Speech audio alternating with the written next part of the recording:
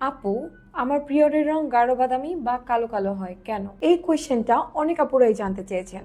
সবার জন্য আমার আজকের ভিডিও। পিরিয়ডের রং গাঢ় বাদামি বা কালো হতে পারে, এটি সাধারণ ব্যাপার, উদ্বেগজনক কোনো কিছু নয়। যেসব কারণগুলোতে পিরিয়ডের রং কালো হয় সেগুলো তোমাদেরকে বলছি। পুরনো রক্ত, অনেকদিন পিরিয়ড বন্ধ থাকার পরে পুরনো রক্তগুলো যখন জরায়ু থেকে বের হয়ে আসতে শুরু করে, তখন বাতাসের সংস্পর্শে আসার পরপরই অক্সিডাইজ করে, কালারটা পরিবর্তন হয়ে কালো বা বাদামি রং ধারণ করে। আর এই পরিবর্তনটা দেখা যায় পিরিয়ডের শুরু কিংবা শেষের দিকটাতে। হরমোনের পরিবর্তনের কারণে পিরিয়ডের রং পরিবর্তিত হতে পারে, যদি প্রোজেস্টেরন এবং অ্যাস্ট্রোজেনের ভারসাম্য কিছুটা পরিবর্তিত হয়, তবে পিরিয়ডের রঙেরও পরিবর্তন হতে পারে। গর্ভপাত বা রক্তের জমাট, গর্ভপাতের ক্ষেত্রে বা জরায়ুতে কোনো প্রকার সমস্যা থাকলে তখন রক্তের রং কালো বা বাদামি হতে পারে, তবে এর সাথে অন্য উপসর্গও থাকবে, যেমন তীব্র পেটে ব্যথা।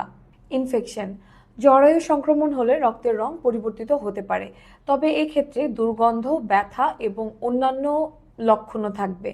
যদি রঙের পরিবর্তন ছাড়াও অন্য কোনো উপসর্গ থাকে, যেমন তীব্র পেটে ব্যথা, অধিক রক্তচাপ বা দুর্গন্ধ, এরকম হলে ডাক্তারের পরামর্শ নেওয়া ভালো।